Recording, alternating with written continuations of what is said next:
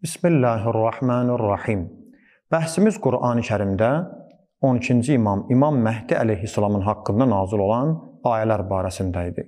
Bu günləri Qur'an-ı Kərimin Şura surəsinin 23-cü ayəsini diqqətinizə çatdıracağam.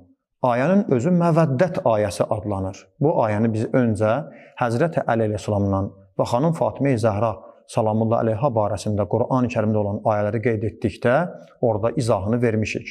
Amma bugün İmam Məhdi əleyhissalamla onun bağlılığı nədir?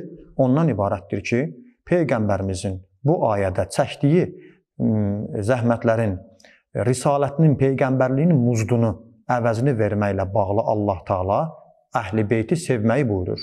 Bugün bir müsəlman olaraq biz də Peyğəmbərin muzdunun, çəkdiyi zəhmətinin, risalətinin əvəzini, haqqını vermək istəyiriksə, Əhl-i Beytdən bir nəfər olmalıdır ki, biz də onun haqqını vermiş olaq. Ona məvəddət və məhəbbət bağlayaq, itaat edək. Və o şəxs Həzrəti Əli əleyhissalamdır. Ayənin özü budur. Bismillahirrahmanirrahim. Ayədə Allah Taala Peyğəmbərinə belə buyurur. Qul la əsəlukum aleyhi əcran illəl məvaddətə fil qurba. Ayənin əvvəli də var, amma bizə lazım olan o yer ki var, bundan ibarətdir. Peyğəmbər de, müsəlmanlara de, əmr olunur, Peyğəmbərə çatdırmalıdır. Və bugün də Peyğəmbər bizə deyir, de. Və biz bugün də Qur'anda bu ayəni oxuyuruq. Nədir o? La əsəlukum aleyhi əcran.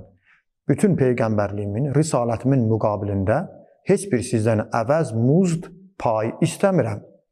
İstəyəcəyim fəqət bir şeydir. İlləl məvaddətə fil qurba. Yalnız yaxınlarıma, Əhl-i Beytimə məhəbbət və məvəddətdir. Və unutmayın, bundan öncə qeyd etdiyimiz kimi, bu məvəddət və məhəbbət itaətlə birgə olmalıdır. Məvəddət o sevgiyə, məhəbbətə deyilir ki, orada itaat olar. Sevirsənsə, onun sözünə qulaq asmalısan. Sevirsənsə, itaat etməlisən. Necə sevməkdir ki, sevirəm, amma sözünə qulaq asmıram.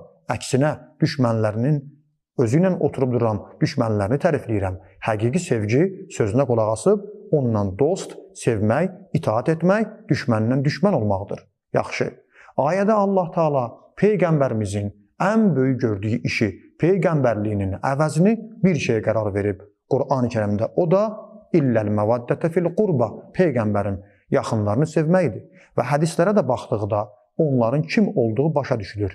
Onlar Peyğəmbərin Əhl-i Beytidir. Əli, Fatimə, Həsən, Hüseyn və bəzən də digər Əhl-i Beyt kəlməsi işlənmişdir. Allahın salamı olsun onlara. Mən onların bir neçəsini diqqətinizə çatdırıram.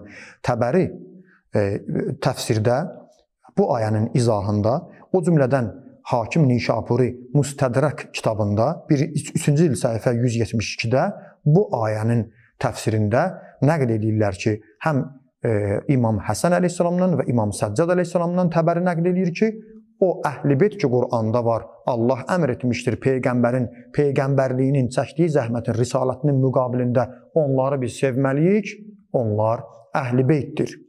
Hər bir müsəlmana onları sevmək vacibdir və hətta ayədən sonra Allah Taala ki buyurur: "Və men yaqtarif hasanatan", o ayədən sonrakı cümlə budur.